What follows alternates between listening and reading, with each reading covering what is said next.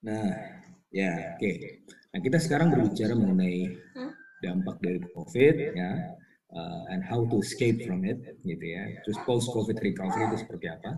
Dan sebenarnya fondasi ekonomi perekonomian kita juga seperti apa, gitu ya. Nah, tapi sebelum saya masuk ke situ, ya pertama kali memang harus dilihat juga bahwa sebenarnya di mulai memasuki tahun awal di tahun 2020 ini, perekonomian kita ini sebenarnya sudah on the right track. Artinya apa? Artinya investasi yang dilakukan pemerintah di 5 tahun awal atau Jokowi Jilid 1 itu mulai kelihatan, ya, setidak-tidaknya memasuki tahun 2020. Jadi sebenarnya kita memasuki tahun 2020 ini dengan gagah sekali, ya. Ada waktu itu ada di bulan Januari ke Februari, saya ingat sekali itu angka PMI, Purchasing Manager Index, atau sebuah indeks yang menunjukkan geliat atau level industri sampai semakin bagus. Nah, pada saat itu angkanya sudah di atas 51 atau 52 kalau tidak salah, antara 51. Nah, ini menunjukkan bahwa sebenarnya industri kita tengah balik arah, gitu ya.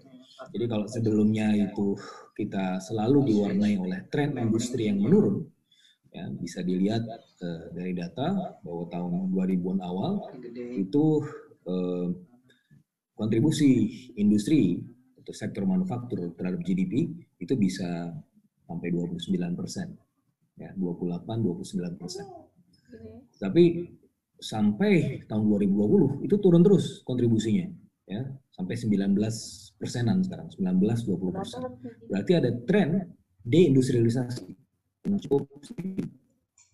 Nah, tren deindustrialisasi itu dipertahankan, ya. Jadi deindustrialisasi itu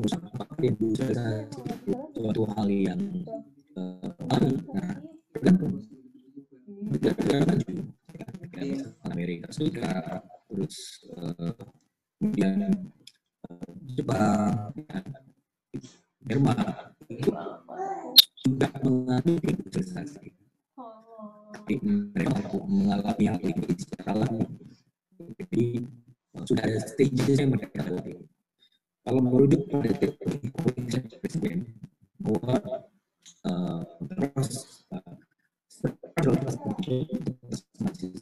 negara itu melalui negara yang sangat bergantung pada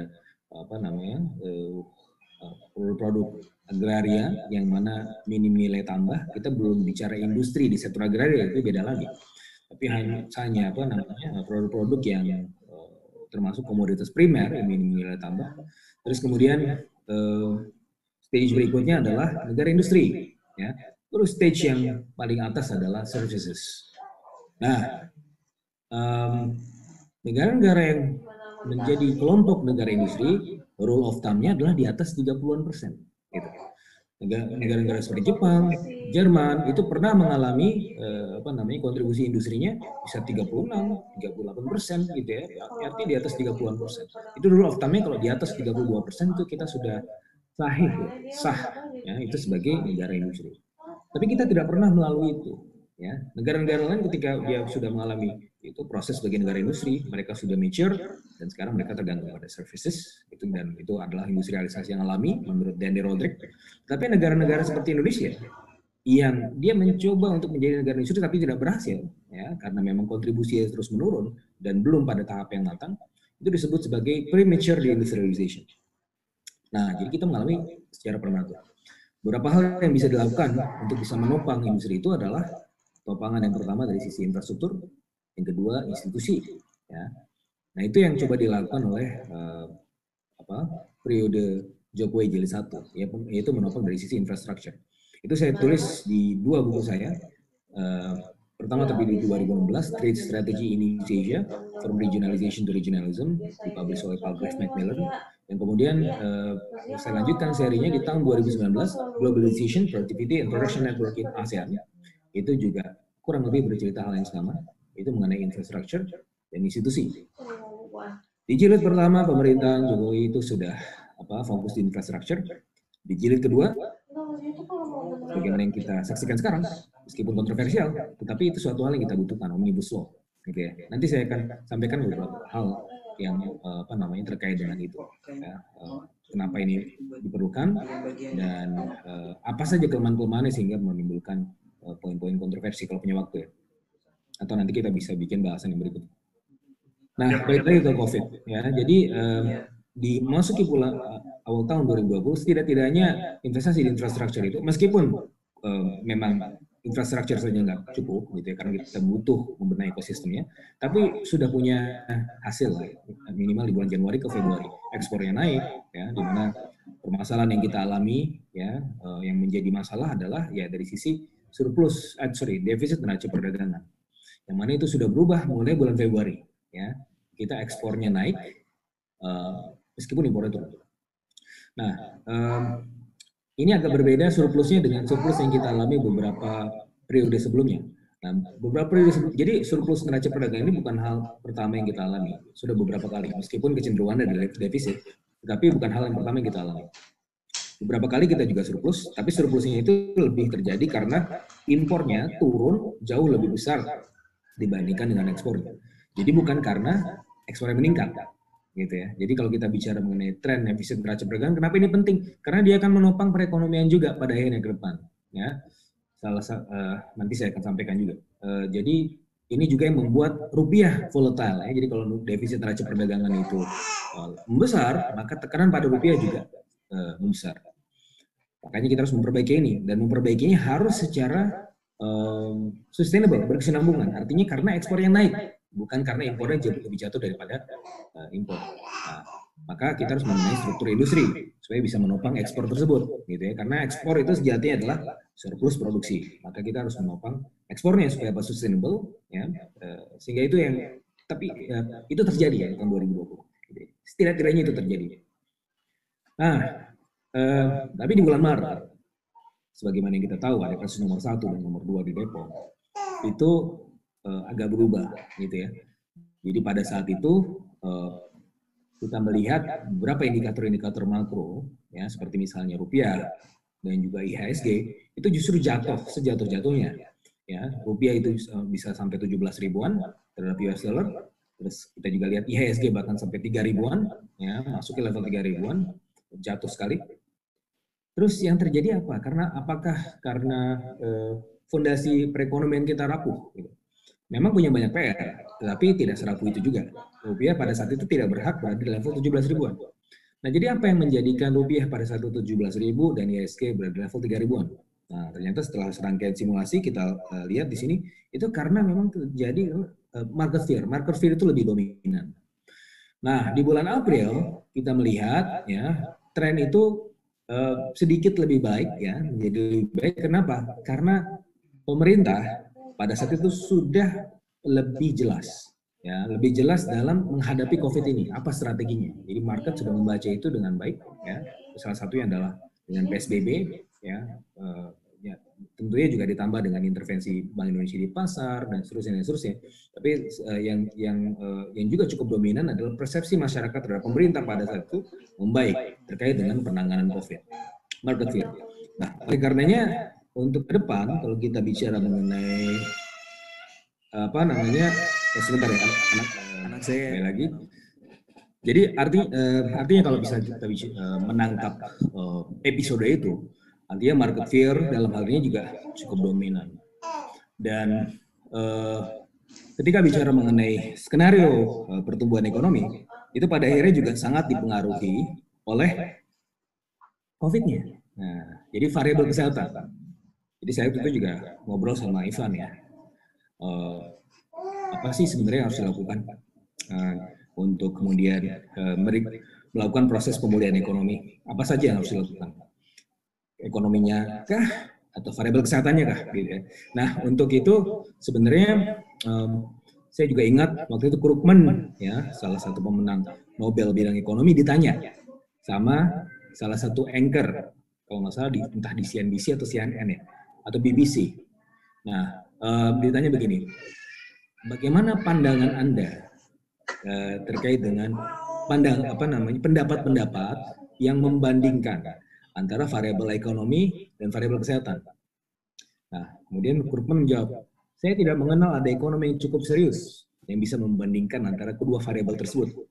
Karena sejatinya dua variabel tersebut bukan hal yang harus diperbandingkan. Ya, ekonomi adalah merupakan dipengaruhi oleh variabel kesehatan. Jadi variabel ekonomi itu adalah fungsi dari variabel kesehatan.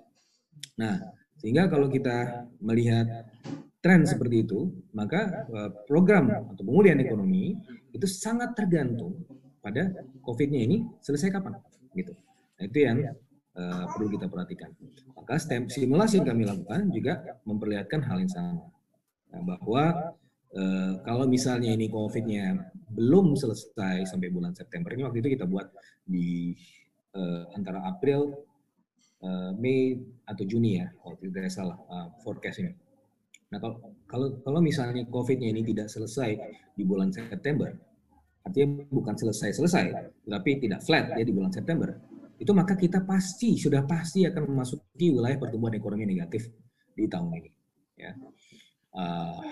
Artinya ya sudah, berarti kita harus memang fokus di variabel kesehatan.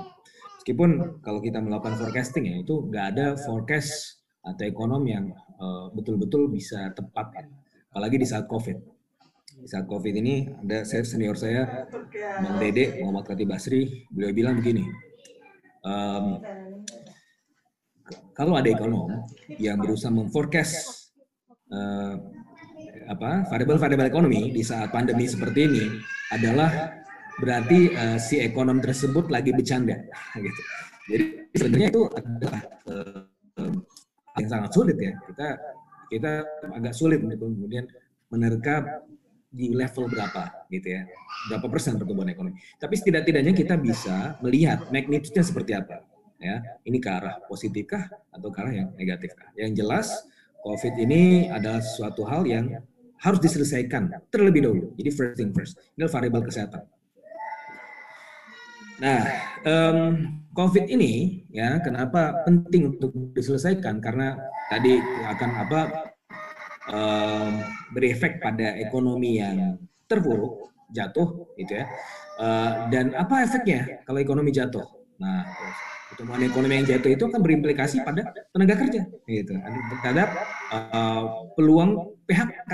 Nah, kalau kita bicara PHK di sini, kalau berdasarkan perhitungan kami, sekitar tanda tambahan antara 7 juta sampai 10 juta orang lagi ya menganggur. Artinya dari 7 juta pengangguran sebagai data baseline-nya di tahun 2019, kan ada tambahan sekitar 7 sampai 10, artinya bisa 12 juta pengangguran. Kita juga memasukkan faktor atau sektor informal, bisa 20 jutaan lebih. Ya. Dan ini juga diafirmasi oleh Kadin yang sudah menyampaikan hal yang sama. Nah, bahkan sebenarnya kalau kita lihat sekarang, ini kan banyak yang di rumah ini, ya, itu sebenarnya mereka sudah unemployed. Kenapa? Karena perusahaan-perusahaan ini kalau mau PHK kan juga mikir-mikir. Apa? Karena pesangonnya terlalu besar. Ya. Kalau berdasarkan Undang-Undang 13 tahun 2003, mereka harus dibayar 32 kali pesangon. Ya, kalau perusahaannya besar, kalau perusahaannya kecil, gimana? Dan mereka harus apakah bisa comply dengan itu? Nah, itu juga jadi dasar dari Omnibus Law. Ya. Nanti saya akan sampaikan pro kontranya di sini. Tapi ya mungkin kalau nggak ada waktu ya di kesempatan lain. Ya kurang lebih seperti itu. Nah, baik, kembali lagi ke dari sisi COVID-nya. COVID ini adalah bisa dibilang sebagai Keynesian supply shocks. Nah, kalau kita lihat atau pernah mengingat, atau kalau yang belum tahu, ada sebuah ungkapan yang disampaikan oleh Jean-Baptiste Say yang menyatakan bahwa supply creates its own demand. Nah, supply creates its own demand. Jadi supply pada akhirnya bisa menciptakan demand-demand-nya, gitu ya, bisa memberikan efek amplifikasi, ya. Atau kalau sekarang meminjam teorinya Roger Penrose, ya, pemenang Nobel di bidang fisika, ada semacam quantum collapse, ya, quantum collapse. Jadi ada semacam efek domino, ya, quantum collapse, yang bisa kemudian dipercepat oleh faktor partikel superposisi yang bisa memancarkan foton, gitu ya, 70.000 foton kata Roger Penrose, sehingga apa? Bisa mempercepat merekayasa yang seharusnya ini alamiah, gravitasi alamiah, tapi bisa mempercepat, merekayasa proses kejatuhan kuantum tersebut. Nah ini yang terjadi. Gitu. Jadi si Keynesian supply shocks ini, ya, yang seharusnya dia adagium awalnya adalah supply creates its own demand. Nah di saat-saat seperti COVID ini, supply contraction, ya, menyebabkan demand contraction. Ya. Jadi memang pada awalnya dia menyerang satu sektor tertentu secara spesifik yang terkait dengan mobilitas orang, yaitu perdagangan, hotel, restoran, dan lain-lain. Tetapi karena dari sisi supply, ya, terus kemudian dia berdampak pada demand di sektor tersebut, di mana demand pada sektor tersebut adalah sebenarnya tidak eksklusif berada di sektor tersebut saja, tapi dia juga inklusif terjadi di sektor-sektor yang lain. Ya, karena dia juga merupakan fungsi dari sektor-sektor yang lain. Sehingga apa yang terjadi adalah efek domino, semuanya kena, terdampak. Nah ini adalah salah satu novelty dari COVID. Ya, dia ada supply shock itu yang semuanya terdampak. Nah tapi pada over the time kita akan melihat bahwa sebenarnya ada beberapa sektor yang survive. Dan ini tidak hanya terjadi di Indonesia saja, yang hampir terjadi di seluruh dunia. Bahkan semuanya hampir nggak ada yang terdampak ya, kecuali negara-negara yang kecil saja. Israel aja kena gitu ya, kecil, dan juga kemudian secluded, Palestina aja kena gitu ya. Jadi sebenarnya hampir nggak ada yang bisa bebas dari COVID ini. Jadi shocknya exogenous. Jadi ada shock atau dampak yang sifatnya bukan hanya exogenous, tapi homogeneous untuk negara-negara yang lain. Jadi shock yang dihadirkan yang berkontribusi pada pelemahan ekonomi itu sama semua negara, sama tanpa terkecuali. Yang menyebabkan perbedaan pemulihan adalah domestic policy. Ya. Shocknya sama, homogeneous, tapi yang bisa menjadikannya heterogen, ya, recovery rate dan lain-lain, itu adalah domestic policy. Gitu. Heterogeneous variable-nya adalah berasal dari policy, domestic policy. Sebenarnya kita menyaksikan di seiring waktu ini ada perbaikan, ada tren perbaikan. Kalau kita dapat dari global mobility data ini dari Google, kita lihat bahwa trennya seperti huruf U, artinya mulai kembali ke level baseline. Dan ini hampir terjadi di seluruh bagian Indonesia, kota-kota, provinsi gitu ya. Dari Facebook Movement Map kita juga melihat bahwa sebenarnya ada tren perbaikan. Meskipun ya masih tertinggal dari sisi di regional, ya kita bukan yang terbaik, tapi bukan yang terburuk juga gitu ya.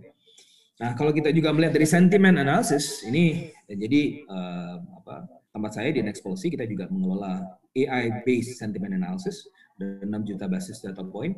Di sini kita lihat bahwa pergerakan sentimen ya masyarakat, persepsinya itu sebenarnya ya membaik yang memasuki bulan ini kita akan tes lagi, baru crawling lagi, kita akan menguji data secara longitudinal juga. Tapi setidak-tidaknya sampai bulan 7 atau 8 ya, itu sentimen publik ya itu mulai terutama yang negatif itu mulai turun. Ya, jadi sebelumnya ini yang biru ini kan dominan sekali ini negatif ya. Karena ya persepsi pengangguran, ekonomi jatuh dan lain-lain gitu kan. Tapi ini kemudian mulai berkurang ya, dan mulai didisposisi, mulai tergantikan oleh sentimen yang jauh lebih positif. Gitu. Nah ini sebenarnya hal yang baik. Nah cuma masalahnya sekali lagi tren mobilitas yang meningkat tersebut kok ternyata seiring dengan trend outbreak juga gitu. Nah makanya ini ya kita harus ada remnya juga gitu ya, ada rem, ada gas ya, makanya harusnya ada kebijakan circuit breaker ya, ada kebijakan circuit breaker. Nah itu yang kemudian terjadi di PSBB jilid 2. Dan ketika kita uji juga yang PSBB jilid 2, nggak ada di slide ini, tapi ada di slide yang lain, di presentasi yang lain. Kalau kita uji juga yang PSBB jilid 2, sebenarnya PSBB nggak pernah dicabut ya.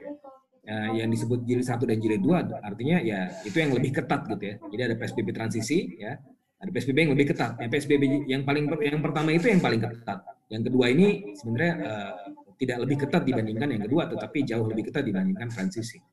Nah, kita juga menangkap pada saat itu meskipun IHSG sempat turun, sempat anjlok, tapi kalau kita lihat secara granular lebih banyak atau didominasi oleh sekali lagi fear-nya ketimbang PSBB-nya. Nah, maka ketika kita lihat lagi, kita perpanjang seriesnya, oh iya betul, ya orang ternyata sekarang market itu lebih care terhadap penanganan COVID-nya, ya. Jadi pada akhirnya PSBB dianggap sebagai suatu hal yang positif. Nah, kita lihat juga pada saat itu efek terhadap rupiah dan IHSG malah cenderung positif, gitu. Nah, maka itu yang harus dikendalikan. Nah, kita harus push the key sectors, of course, gitu ya, setelah pandemi. Jadi dua hal yang memang harus kita lakukan di sini. Yang pertama adalah fokus di variabel kesehatan. Yang kedua adalah kita bicara mengenai stimulus package-nya seperti apa. Jepang, dan juga sebenarnya mirip sama Jerman, makanya kan saya tadi membukanya dengan kesamaan antara Jerman dengan Jepang, karena dua-duanya care atau memiliki kapasitas fiskal yang besar dan juga sangat inklusif, gitu ya. Kalau di Jepang, ya, ex Prime Minister Abe, dia bilang ini adalah world class stimulus package, 20% dari GDP, ya, sebayangkan 20% dari GDP. Nah, terus dia memberikan stimulus macam-macam tuh, ada stimulus buat cashnya buat masyarakat itu ditransfer semuanya tanpa terkecuali 100.000 yen untuk 120 jutaan orang populasi Jepang di situ tanpa terkecuali 100.000 yen, ya. Awalnya memang si Abe datang ke parlemen 300.000 yen nih untuk orang yang terdampak. Terus parlemennya bilang, Abe, Pak, kamu yakin datanya itu ada pas gitu ya? Kalau 300.000 yen bener-bener nyampe ke orang yang terdampak, gitu kan? Nah, bayangkan ya. Jadi di Jepang aja dia agak khawatir dengan keberadaan datanya, data reliability. Apalagi di kita, seharusnya kita jauh lebih harus khawatir, gitu kan?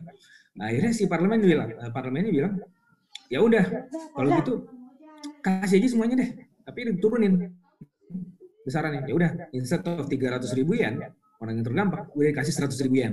Semua orang dapat, gitu kan? Sehingga apa bisa memutar ekonomi. Nah, ini adalah prinsip Keynesian, karena Keynes itu yang penting adalah ekonomi bisa muter. Bahkan dia sangat mengutuk orang-orang yang melakukan saving di saat-saat pandemi. Di saat-saat krisis atau depresi, gitu. Kalau Anda tidak mengalami income shock yang cukup besar, jangan mengurangi tren belanja Anda, gitu. Nanti akan menimbulkan suatu fenomena yang dinamakan paradox of thrift, ya. Paradox of thrift. Jadi paradoks kekikiran. Kalau semua orang-orang saving, ekonomi mana bisa gerak, gitu. Makanya kalau misalnya kita sekarang bicara mengenai bagaimana how can we escape from the possible recession or depression, salah satunya adalah ya kalau kita jangan mengurangi belanja kita. Kalau misalnya income kita nggak jatuh ya secara signifikan, maka belanja kita jangan dikurangi signifikan itu juga. Justru yang sebelumnya kita belanja ke mall, sekarang belanja kemana? Ke tetangga, gitu. Ya, karena kita nggak seperti Jepang yang bisa semua dikasih. Ya ini kan butuh ada peran komunitas juga nanti. Nah, tapi anyway, itu penting sekali untuk mendapatkan fiscal stimulus yang besar. 100.000 yen itu by the way setara dengan 14 juta rupiah, ya. Antara 13 juta sampai 14 juta rupiah. $10.000 bukan itu ya? Bukan. Ya, $10.000. Nah, terus nah ini ada beberapa sektor yang memang punya faktor leverage yang cukup besar. Tetapi memang tidak semua sektor ini harus dipush karena beberapa memang sangat terdampak sama atau sangat interchangeable dengan keberadaan virus. Kalau dia digenjot, virusnya juga ikut melebar juga, gitu kan? Kayak seperti transportation, restaurant, terus habis itu lagi ya, tourism di sini nggak ada ya, tourism, hotel, restoran gitu, itu bagian dari tourism. Iya, nggak bakalan selesai gitu kan masalahnya, gitu kan? Maka kita harus identify nih sektor mana sih sebenarnya yang bisa dipush dan cukup kuat ya punya backward dan forward linkage yang besar atau faktor pengganda yang cukup signifikan. Nah, berdasarkan beberapa simulasi kita lihat ternyata yang memang quite robust adalah ICT, sektor ICT, gitu ya. Yang kedua memang ada sektor pertanian, tapi sektor pertanian ini sebenarnya karena masa panen aja, ya. Jadi dia positif, ya, masa panen. Jadi kalau kuartal to kuartal, jadi pertumbuhan sektor pertanian di kuartal kedua dibanding dengan kuartal pertama memang tumbuh 16%. Tetapi dibandingkan dengan kuartal 2 2019 ya, artinya year on year, itu cuma 2%-an. Nah, itu juga positif karena memang ada panen gitu. Jadi kalau misalnya panen nggak ada ya dia hancur juga. Karena apa? Karena sektor pertanian ini kalau kita bicara mengenai distribusi dan lain-lain itu juga sangat tergantung pada logistik factor ya. Kalau transportasinya, sektor transportasi, restoran, faktor-faktor tempat-tempat yang sangat tergantung pada sektor pertanian itu anjlok demand-nya, ya maka sektor pertanian juga anjlok juga. Nah ini bisa kerasa tuh banyak juga petani-petani sekarang yang udah panen tapi harganya murah gitu, nggak ada yang mau beli gitu kan. Nah ini susah juga karena logistik factor. Nah tapi ini agak bisa diselamatkan kalau dia bisa engage dengan ICT. Karena ICT ini ya menjadi penghala perekonomian sekarang ya. Bahkan saya punya startup juga bidang fintech payment. Itu kita mengalami di platform kita itu ada kenaikan 300% transaksinya ya. Saya punya teman juga dia dulu ketemu di Jepang, namanya Anton ya, dia punya semacam perusahaan game, ini kenaikan transaksi bisa sampai 500%. Orang rebahan kan semua main game gitu kan, jadi nggak semua sektor hancur ya, ada sektor-sektor yang bisa membantu survive, apalagi kalau misalnya sektor pertanian digabungkan dengan sektor ICT. Ya, kemudian UMKM yang juga sedang terpuruk ini, saya kebetulan juga menjadi tenaga ahli untuk Menteri Perdagangan ya, itu kita buat semacam dorongan buat UMKM untuk go digital ya, jadi masuk ke platform digital. Kenapa? Karena ini bisa menyelamatkan mereka ya, bukan yang lain ini gitu. Kalau engage dengan sektor ICT maka mereka bisa survive.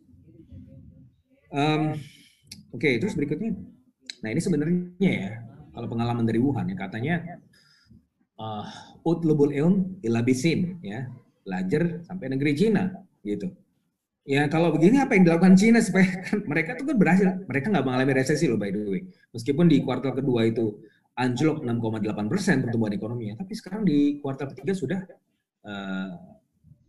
di kuartal pertama anjlok 6,8%, di kuartal keduanya tumbuh 3% lebih ya. Artinya mereka nggak mengalami resesi sama sekali. Resesi itu kan kalau rule of thumb-nya kalau 2 kuartal berturut-turut resesi ya, year on year, dua kuartal berturut-turut negatif, berarti itu sudah masuk resesi. Kita tinggal nanti BPS ngumumin di kuartal ketiga ini negatif atau enggak, yang jelas sepertinya negatif. Kalau negatif juga, berarti kuartal 2 dan kuartal 3 negatif, artinya kita resesi. Nah China itu udah keluar dari resesi ya, meskipun ya tumbuhnya cuma 3%. Tapi kan positif. Mereka kan biasanya bisa 6%, 7% ya. Bahkan dulu zaman-zaman kejayaannya bisa sampai 14%. Nah, tapi kan mereka tidak mengalami resesi. Nah, apa yang mereka lakukan sih? Nah, ini kita lihat citra satelit di China, di Wuhan. Ketika di lockdown dan after lockdown. Langsung V-shape. Ya. Jadi cepat recovery-nya. Karena apa? Karena measures-nya ya lebih strict gitu ya. Jadi inilah yang paling penting gitu ya. Jadi ya, tapi kita nggak apple to apple juga dengan China ya. Kalau di China kan pemerintahannya otoriter, ya, top down, gampang ngaturnya. Kalau orang Indonesia nanti ditutup gitu kan, dan ada yang suka, ada yang nggak suka. Jadi ya itulah. Tapi kita belajar dari sini. Ini ada V-shape recovery. Ya. Nah, selain itu sebenarnya selain kebijakan kesehatan, kebijakan epidemiologi, kebijakan-kebijakan sifatnya untuk lebih ke konteks kesehatan, kita juga bicara mengenai bagaimana fiscal stimulus. Ya, fiscal stimulus itu adalah untuk menopang aktor-aktor ini, household, business, human capital. Kenapa? Karena kalau nggak ditopang dengan stimulus yang memadai, maka bisa memicu suatu fenomena yang dinamakan economic hysteresis. Economic hysteresis ini adalah kejadian di mana si aktor-aktor ekonomi ini kehilangan daya ungkitnya di masa depan, sehingga dia nggak bakal bisa pulih lagi. Nah, untuk itu harus ditopang oleh fiscal stimulus. Nah, berdasarkan perhitungan kami juga ada di presentasi yang lain, kalau misalnya fiscal stimulus yang 600 triliun itu 100% bisa direalisasikan, bisa menopang ekonomi 3,96%. Artinya ada peningkatan ya, atau 3,96%. Ya, pertumbuhan ekonomi 3,96%. Ya. Jadi ada push factor 3,96%, ada downside-nya yang dari COVID ya sekitar sekian persen gitu ya. Sehingga kalau misalnya ditambahkan, seharusnya bisa positif ini tahun 2020. Tetapi masalahnya ya sekarang baru 30-an% ya terrealisasi. Tapi itu saja sebenarnya udah 1% dari pertumbuhan ekonomi gitu ya. Yang mana sebenarnya bisa menjaga kita di kuartal meskipun negatif tapi tidak terlalu dalam. Oke. Saya rasa itu aja ya, tapi karena waktunya udah ini, nanti kita akan kejar di sesi berikutnya kalau ada.